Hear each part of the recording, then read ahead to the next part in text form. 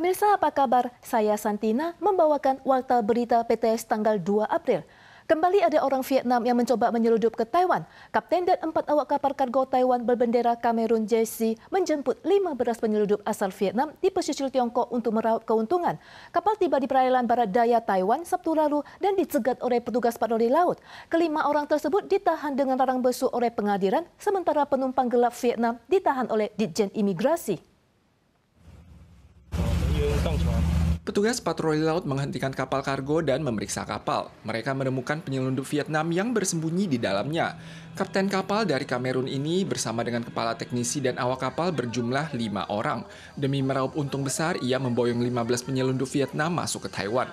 Kapal berlayar dari Pelabuhan Kaohsiung tanggal 22 Maret dan tiba di kawasan pesisir pantai Provinsi Fujian, Tiongkok tanggal 27 larut malam.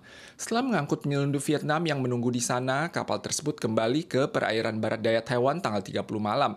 Saat berupaya mendarat, mereka ditangkap oleh petugas patroli.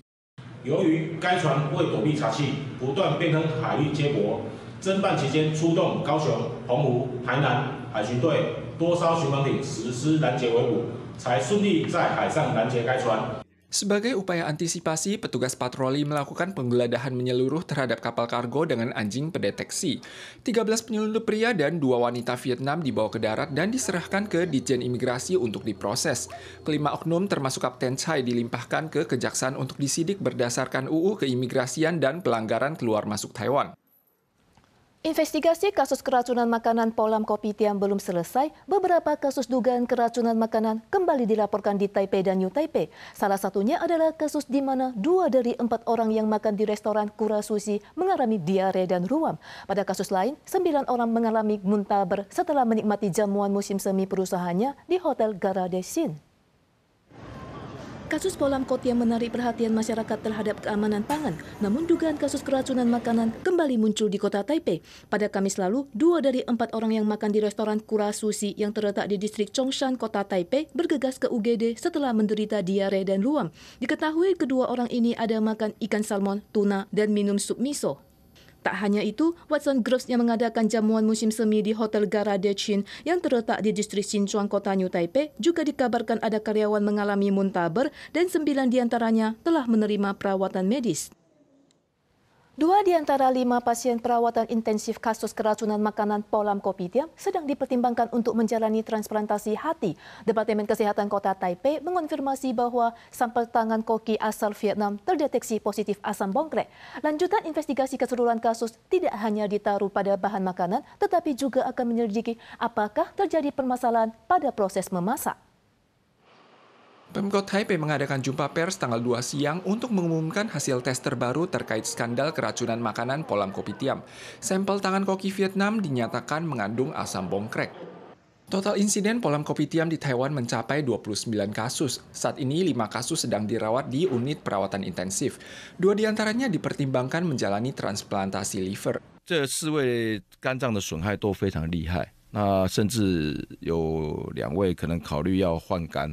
Selain itu, insiden keracunan kali ini telah menyingkap kasus asam bongkrek pertama di Taiwan, yang dianggap sebagai dalang kasus keracunan makanan ini. Terkait hal ini, pakar dari Malaysia menilai bahwa istilah asam bongkrek lebih tepat kalau diganti namanya menjadi asam bongkrek kelapa. 椰浆饭，这还有加这个椰浆去煮的椰浆饭很好吃，可是很容易食物中毒。这一个会发酵出这一个毒素的细菌，都是跟椰子有关。所以我认为说比较适合的译名应该叫椰酵菌素，菌酸，然后这个可能会比较贴切。 Kementerian Kesehatan dan Kesejahteraan menyatakan ada 3 kondisi yang bisa menghasilkan asam bongkrek. Yang pertama adalah bakteri Burkholderia gladioli, yaitu bakteri tanah yang sangat istimewa dan memerlukan subspesies tertentu, namun sangat beracun. Yang kedua adalah media, biasanya pati dan kelapa. Yang ketiga adalah lingkungan netral dengan suhu antara 22 hingga 33 derajat Celcius. Untuk menghasilkan asam bongkrek, makanan fermentasi harus memenuhi ketiga syarat ini. Kue tiaw yang dicampur dengan pati jagung kemungkinan besar merupakan sumber asam bongkrek. Guna menghindari pencemaran terhadap produk beras, MOHW akan membahas apakah perlu dilakukan perubahan istilah. Kabut tebal telah menyelimuti Kinmen selama berhari-hari menyebabkan kekacauan lalu lintas laut dan udara. Untungnya cuaca membaik kemarin dan jarak pandang juga mencukupi. Bandara Kinmen berhasil mengangkut lebih dari 4.000 penumpang. Namun kabut tebal mungkin akan terbentuk kembali sebelum tanggal 4 dan warga yang akan melakukan penerbangan harus memerhatikan informasi lalu lintas. Akibat dampak kabut tebal yang mengakibatkan jarak pandang yang buruk di Kinmen, total 31 penerbangan lokal dibatalkan pada 31 Maret, menyebabkan lebih 2.000 turis tidak bisa meninggalkan Kinmen keesokan harinya. Badan Penerbangan Sipil CAA segera berkoordinasi dengan maskapai penerbangan untuk membuka penerbangan tambahan dan menambah angkutan dengan pesawat militer. Daftar tunggu seluruh penerbangan penuh dan seharian total 4.269 penumpang berhasil terbang.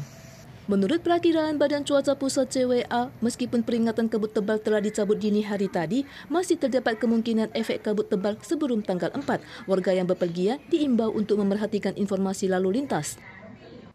Dalam menyambut Hari Hewan Peliharaan Sedunia, MRT Taipei mengadakan kegiatan Gerbong Ramah Hewan Peliharaan edisi terbatas di Jalur Tan Sui Sin I pada hari Minggu, di mana hewan peliharaan dengan tali di leher tidak perlu dikurung selama perjalanan di gerbong tersebut.